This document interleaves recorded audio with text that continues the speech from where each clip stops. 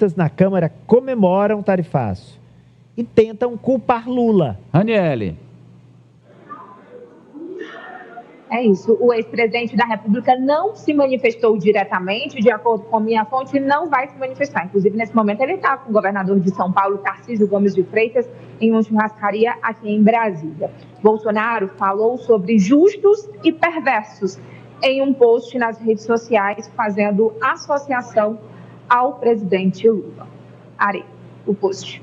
Vamos lá. Quando os justos governam, o povo se alegra. Mas quando os perversos estão no poder, o povo geme. Provérbios. E no parlamento... Congresso também... E no parlamento os bolsonaristas comemoraram, né? Pois é, logo depois dessa decisão, o líder do PL, Sócrates Cavalcante, não quis falar com a imprensa. Alguns integrantes da oposição disseram que foi um tiro no pé. Mas no plenário da Câmara dos Deputados, a deputada Carolina Detoni tentou puxar, junto com outros aliados do bolsonarismo ali, uma fala que foi exposta nas redes sociais pela oposição, dizendo que a culpa é do presidente da República. E, claro, relembraram, pelo menos é essa a narrativa que eles usam, a perseguição feita ao ex-presidente da República, Jair Bolsonaro. Agora há pouco, inclusive, o Sócrates Cavalcante disse que Eduardo Bolsonaro não comemorou nas redes sociais e nem a oposição comemorou essa sobretaxação, mas reconheceu que o deputado fez o seu trabalho nos Estados Unidos e que, claro, agradeceu ao presidente Donald Trump pela menção feita ao julgamento de Bolsonaro. Tem um trecho aí da fala dele. Vamos lá. O devido processo legal não tem sido respeitado e ele tem feito o seu trabalho. Lógico, veio uma decisão, eu acho que muito maior do que até ele mesmo esperava. Ele demonstrou estar surpreso com a decisão tão radical do presidente Trump, que é o perfil dele. Nós não vamos nunca celebrar, nem ele, nem ninguém, taxação em nenhum momento contra os brasileiros. Mas queremos acreditar que o governo vai fazer seu trabalho e resolver esse problema. O que eu vi dele é uma manifestação de gratidão pelo gesto, inclusive a citação do seu pai, mas nunca nem ele e nem ninguém do PL será festejar taxação de... Ô, Raniele. Bom, a gente viu que nas redes sociais, Eduardo... Pois é. Eu quero mostrar o Eduardo, exatamente. Você separou aí, ó, a manifestação do Eduardo. Vamos ver aí, Maria, a manifestação do Eduardo, quando saiu a tarifa do Trump, o decreto do Trump. Nós temos aí o que o Eduardo manifestou. Vamos lá, o vídeo do Eduardo, vamos lá. Ora, meus amigos, passo a ler com vocês aqui a nota conjunta à imprensa assinada por mim, deputado federal Eduardo Bolsonaro, e também pelo jornalista Paulo Figueiredo, sob o título "Uma hora a conta chega". A carta do presidente Donald J. Trump ao presidente brasileiro é clara, direta e inequívoca. E reflete aquilo que nós, há muito tempo, temos denunciado. O Brasil está se afastando de forma deliberada dos valores e compromissos que compartilha com o mundo livre. Há décadas, o Brasil está inserido na comunidade internacional democrática, liderada pelos Estados Unidos. Essa inserção traz privilégios, mas exige compromissos civilizatórios mínimos, como o respeito aos direitos humanos, ao devido processo legal, à liberdade de expressão, de imprensa e a realização de eleições transparentes com ampla participação da oposição. Nos últimos meses, temos mantido intenso diálogo com autoridades do governo do presidente Trump, sempre com o objetivo de apresentar com precisão e documentos a realidade que o Brasil vive hoje. A carta do presidente dos Estados Unidos apenas confirma o sucesso na transmissão daquilo que viemos apresentando com seriedade e responsabilidade. Ao Brasil, todos os avisos foram dados, por vias diplomáticas, declarações públicas... Ao sucesso, ele comemorou, ele achou um sucesso, professor. Amadeu. Fala, Raniele. Só um pouquinho, professor. Eu faço só um complemento que não chegou. Na parte do vídeo, que era exatamente a parte que eu queria, em que ele fala as condições para a situação do país não piorar. A anistia geral ampla e restrita, também a liberdade que eles tanto querem de expressão nas redes sociais, para fazer o que eles já fazem, e a responsabilização daqueles que, de acordo com ele, perseguem ali o clã Bolsonaro, que seria do ministro Alexandre de Moraes. Responsabilizar o Moraes, né? Prender o Moraes de novo. É outro decreto daqueles do hacker, e querem a liberdade do Bolsonaro e manter o vale tudo das redes. Mas ele disse que foi um sucesso, professor, ou não?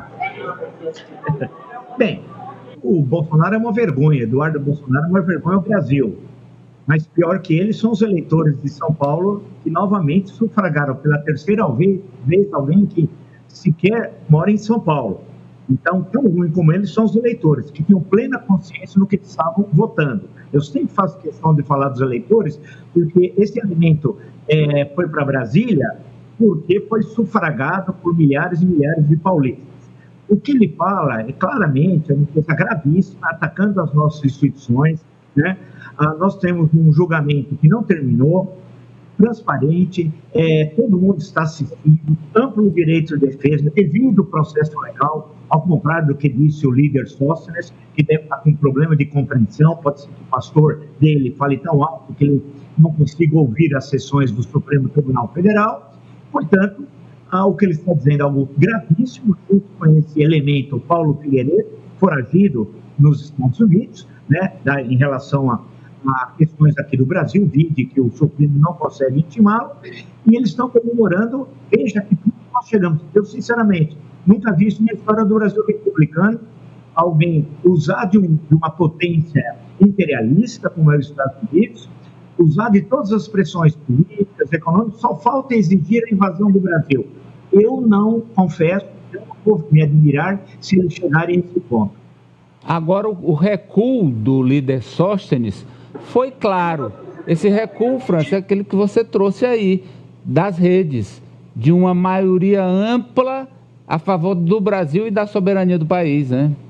Justamente, Amadeu, a carta do Trump foi uma carta muito agressiva e mexe com os brios de qualquer cidadão brasileiro que de fato é patriota. Não esse entreguismo a outra nação, a outro país. Então, essa repercussão negativa nas redes sociais ali impactou esse grupo. E eles deram um passo para trás, Marta? Eu acredito que sim, Amadeu. Acho que foi a Rani que mencionou o termo de que isso foi um tiro no pé para a própria direita, porque a opinião pública, o que a gente vem acompanhando de ontem para hoje, tem se voltado contra esse discurso, esses ataques e o que veio de fora, a imposição que veio de fora aqui para dentro do país. Eu não acredito, pessoalmente, nessa influência toda do Eduardo Bolsonaro lá fora. Também acho que tem uma pitada de consequência daquela reunião do BRICS aqui no Brasil, da possibilidade, inclusive, de Trump estar se sentindo ameaçado com o avanço do BRICS. Então, acho que foi a junção disso tudo e acabou fazendo com que o que a gente tem hoje é essa possível taxação a vir no futuro. Não acredito nessa influência toda de Eduardo Bolsonaro lá fora. Mas é claro que isso tomou um efeito, na verdade, teve um efeito reverso para eles, porque eles pensavam que poderia vir uma coisa boa aí, e, na verdade, as consequências serão super prejudiciais para o país. Mas esse negócio de BRICS, a Arábia Saudita não é do BRICS, Ari, não entrou? O Trump vai taxar a Arábia Saudita? África do Sul. E a Arábia Saudita não é exatamente uma democracia? Na verdade, ok, o fator BRICS não pode ser desprezado, mas ali é uma questão de um nome da extrema-direita para chamar dele, né, de Trump. Aqui no quintal da América. Isso, aqui no Cone Sul, porque nós tínhamos um presidente subserviente aos Estados Unidos e, sobretudo, a Donald Trump. Então, interessa a ele formar uma cadeia coordenada de líderes extremistas de direita para tentar governar o mundo como imperadores junto com ele. Agora, o Eduardo Bolsonaro, candidato a presidente do Brasil, depois de, nesse vídeo, comemorar e ainda impor condições para que essas sanções não continuem. Olha, ou vocês obedecem ao que a família Bolsonaro quer, ou a coisa pode piorar. É esse rapaz que quer ser o próximo presidente do Brasil, eu coloco ele fora do jogo. Atenção, hein? Olha, eu acho que ele cresce entre os bolsonaristas. Mas só entre